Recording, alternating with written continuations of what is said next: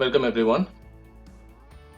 In this video we see a lot about functions, function parameters and scope resolution operator. We just go for a quick glance about what we have discussed so far. I have mentioned 5 points here. First we learned about what is C++ structure, and then we learned about classes and member functions, and later we discussed about how to access a class member, a variable or member function with the support of an object. So in this video, we are going to see about what is function parameters and how to use scope resolution operator. The other three we have already discussed. So let's get into function parameters.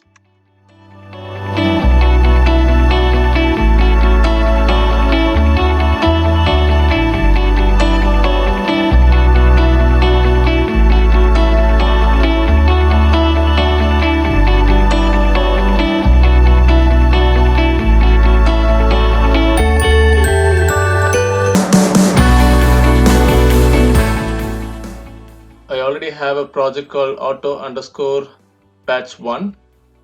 Let me choose that project.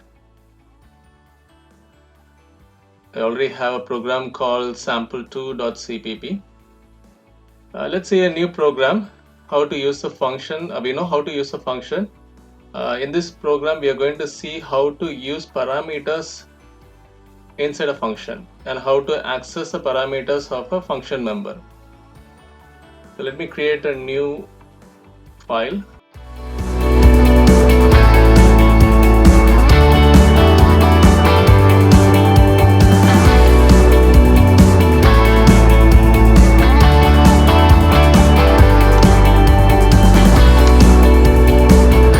And remove the old file.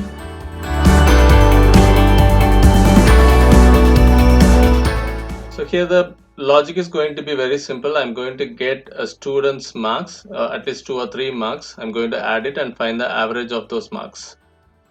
Let's keep the logic simple and focus on how to create a C++ program with all methods, functions, static functions, friend functions. We see about all those kind of functions later. So that's the reason I keep the logic very simple.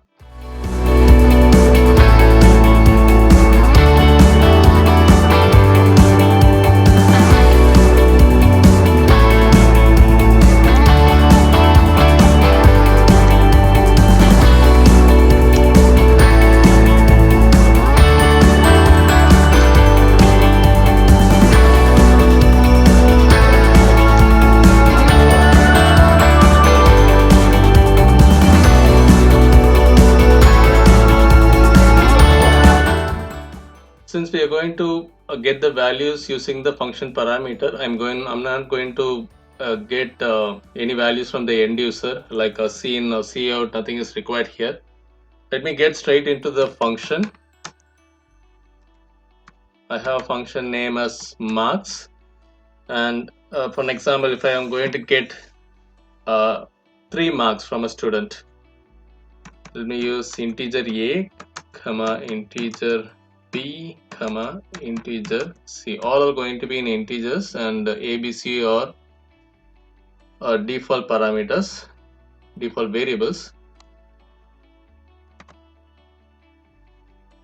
So let me use a variable abg. So this should be declared before the function. So integer I'm going to find the average, so it can be in decimal value also. So the return type can be float abg, so equal to a plus b plus c divided by 3 semicolon, and I need to print the average. So C out abg without semicolon. That's going to give the average directly. Now go to main function. First thing, we have to create an object.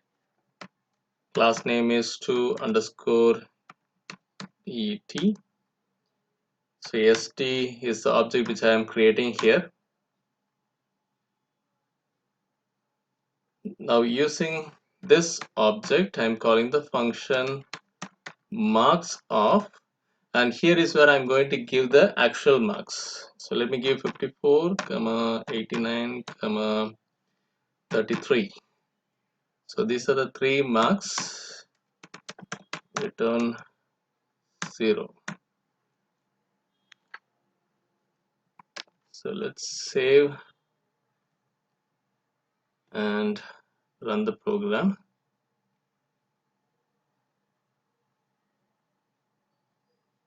Yeah, we got the output as 58.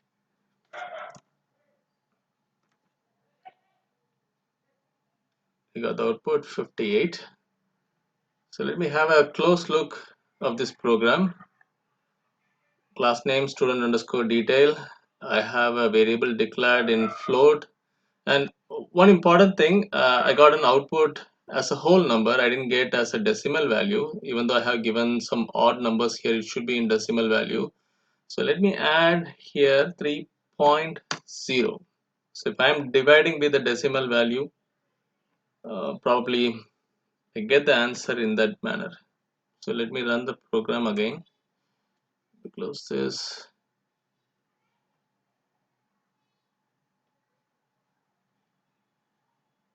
Now you can see it's not a whole number. I got the decimal value also. And so using the function parameter is quite simple. You can see I'm using a function marks of, and how many parameters you want to mention it with the return type. And this is the definition part of the function marks. And inside the main function, I'm creating an object st. Using the object, I'm calling the function marks. So while you're calling, mention the marks in parameters. So this will be automatically applied in A, B, and C, and whatever that you are defining here is going to be performed. Now, when we use the declaration part, variable declaration here, we used default values for the variables. It was possible when I declare integer a comma b comma c, I can say b equal to 10. So that's the default value I'm assigning for a variable. The same way, can I make this function parameters as a default parameter? For example, if I'm saying integer c equal to 50, is it possible? Of course, it is possible. A default parameter can also be accepted. The same way how it works for the normal parameter, default parameter or default variable. Now, if I'm running the program, we can clearly say the a variable is going to take 54 and the b variable is going to take 89, and c variable, since the user has defined the number 33, this 33 is going to be applied for this a variable instead of the default value. We know that, the same concept. So let me check again whether I'm getting the same output. Of course, I'm getting the same output because it is taking all these 3 values, not this default value. Instead, if I'm skipping this 33, now I can say very sure that C is going to take the value 50. Let me check that again. Yes, I got a different answer, 64.3333. So that's how we have to apply a function parameter as a default one. Now we have a small problem here. I'm assigning the last parameter as a default one.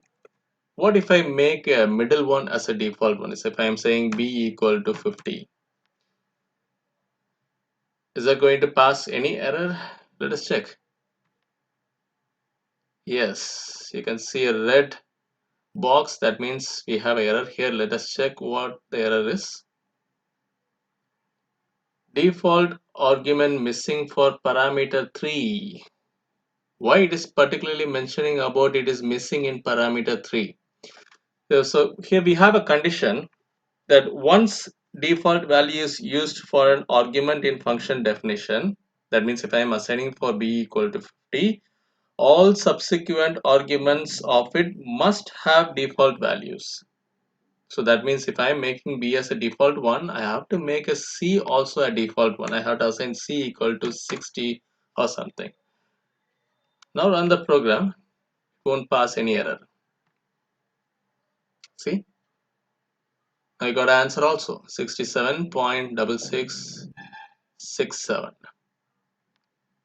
That means it's taking um, 54, 89 and 60. That's how it's taking. Or you can give one value, 54 alone, that is going to be applied for A, and for B automatically 50 is going to be assigned. For C, 60 is going to be assigned.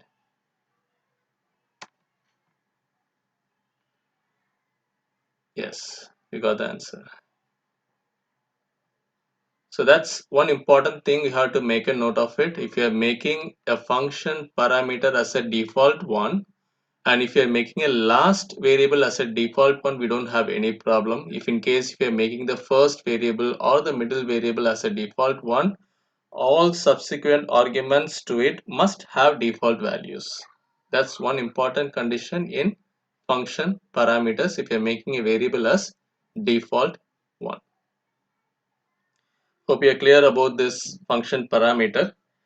So next we go for another program to understand scope resolution operator. Before checking scope resolution operator, we need to understand local variable and global variable, how to access a local variable and how to access a global variable.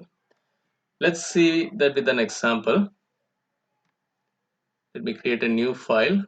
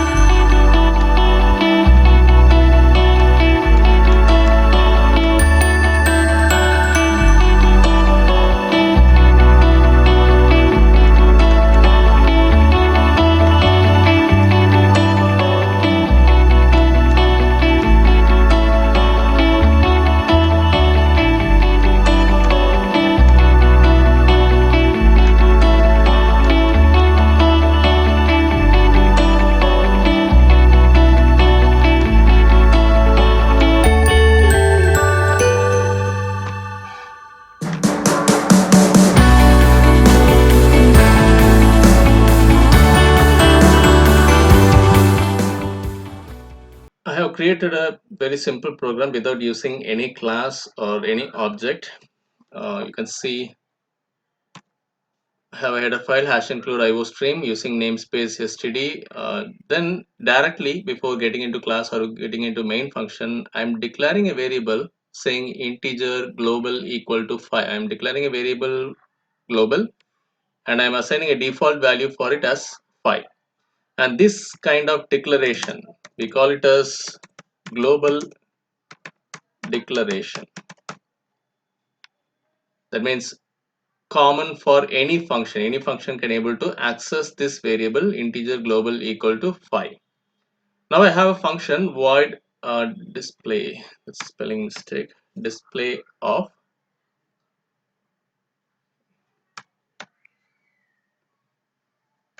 We have function display of. I am just printing the variable cout global, and this end L means end line. That means your cursor will move to the next line. Like using slash n in C, and here we are using end L. Instead of slash n, we use end L. And we have a main function. Since we don't use any class, I'm not creating any object here. I'm going directly and calling the function display of return 0. So what is going to be the output? Let's check.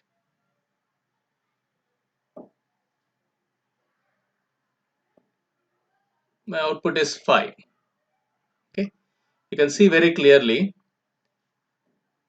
I'm calling a variable which is not declared inside a function, which is not declared inside a main function, which I'm declaring something globally.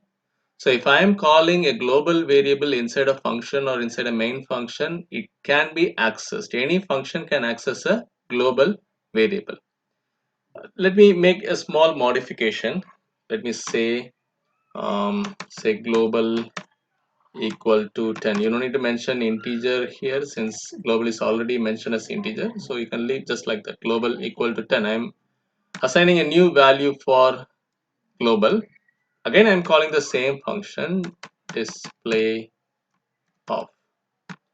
So any guess what is going to be your output? Is it going to call, we call this declaration as a local declaration.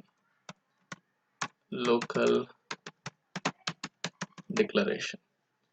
Now, first display of is going to call the global declaration 5, and then I'm saying global equal to 10. Again, I'm calling display of. Is that going to call my local declaration or global declaration?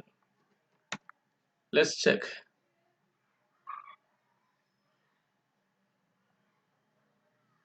5 and 10.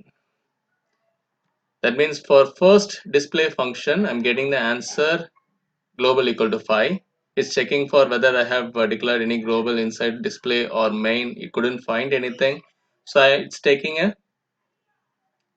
global declaration value 5. And then I'm having a local declaration mentioning the same variable as 10. And then again, I'm calling the same function display of. That means first it looks for any variable inside the function. That means local declaration is available. If it is available, that is going to be taken first instead of going for the global variable.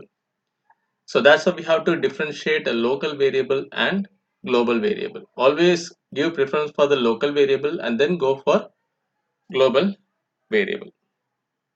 Hope you are clear with this different kind of variable sets.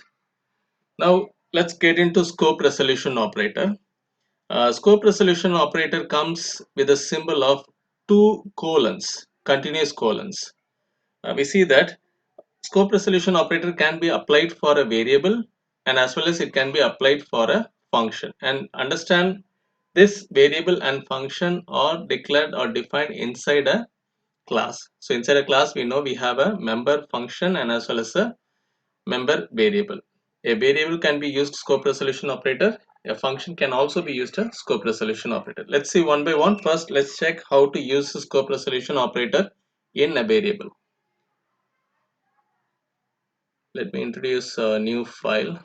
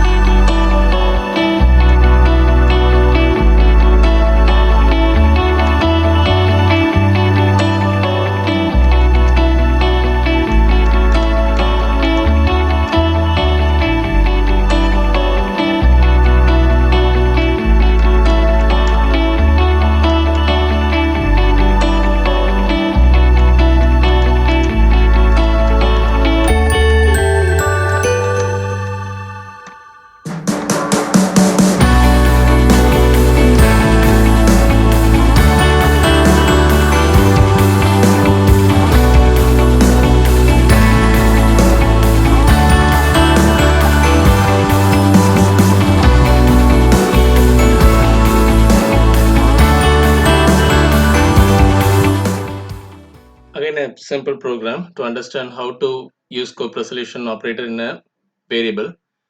We have header file iostream and then using namespace std. We have a global declaration integer a equal to 10. I don't use any class here. I straight away get into a function, main function, and I don't have an object since I don't have any class. Again, I'm using the same variable integer a equal to 5. I'm giving another default value. The global declaration contains a default value 10, and the local declaration contains a value default value 5. Now I'm asking cout local variable is a. I'm just calling a. So just understand which value is going to be called, whether it's going to call 5 or 10. I told you very clearly when I'm calling the variable a, it looks for the local declaration and then go for the global one. Since we have a local value 5, that's going to be the answer for the first cout statement. And how to call a global declaration? You can see in the next step, cout global variable list. I'm using this two colons continuously. This is a symbol for scope resolution operator. If I'm using scope of A, that means don't look for the local variable, look for the global variable. That's the meaning of it. That means it's going to give the answer 10. Let us check.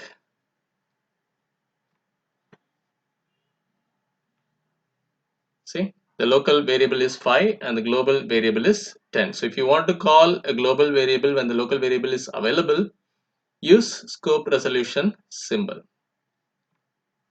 This is how you have to use scope resolution operator for a variable. In the next program, let's check how to use a scope resolution operator for a function.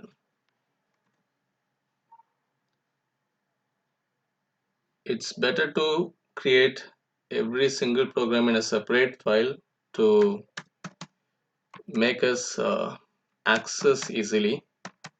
You don't need to overwrite every time. That's going to take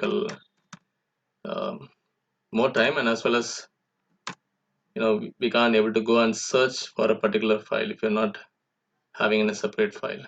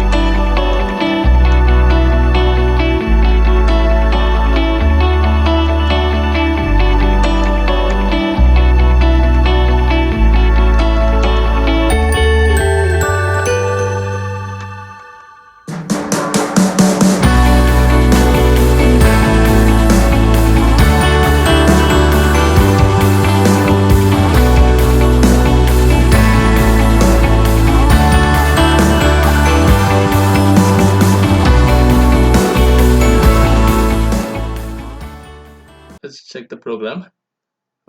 We have a header file hash include iostream using namespace std. I have a class name as play, public my access specifier, and I'm saying void crick off. So we know this crick is a function name, and you can see I'm ending this function with a semicolon. This is the first time we are ending a function with a semicolon. That means I have declared a function, but I haven't defined the function. Just declared it, and then I'm closing a class here. Now before getting into the main function, I need to define what this function contains. I need to define it clearly. So next step, outside the class, if you are defining a function outside the class, this is a syntax you have to use.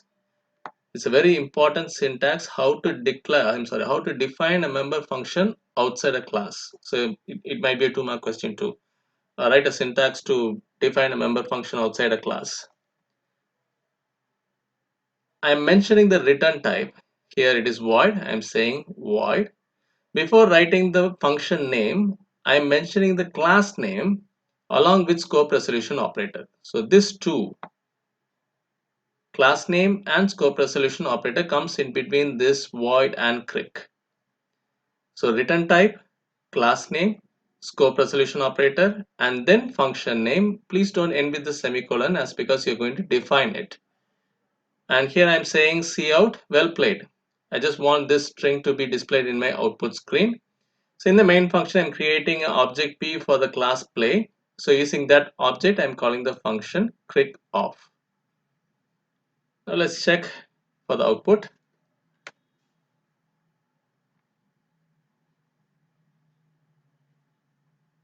Yeah, you got the output, well played. Now you might be wondering why I want to and declare alone inside a class and define outside the class. Is it necessary I need to define a member function outside the class all the time? It is not mandatory you have to define every time outside the class, but it's suggested that it is better to define a function outside the class. We always try to keep the class, member variable and member function as simple as possible. So declaration part should look like an index page of a book. So class should always look like an index page of a book. It should have only the declaration part. So if you want to define it outside the class, you have to make sure this function belongs to this class. That's the reason we are using this scope resolution operator. So hope you are clear how to use the scope resolution operator for a member function. If you want to define a function outside the class, use this syntax, use the scope resolution operator, and then you can call using the object.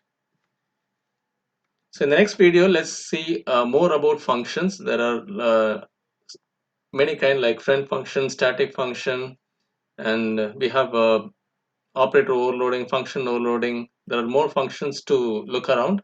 Let's see one by one in the next video. Thank you.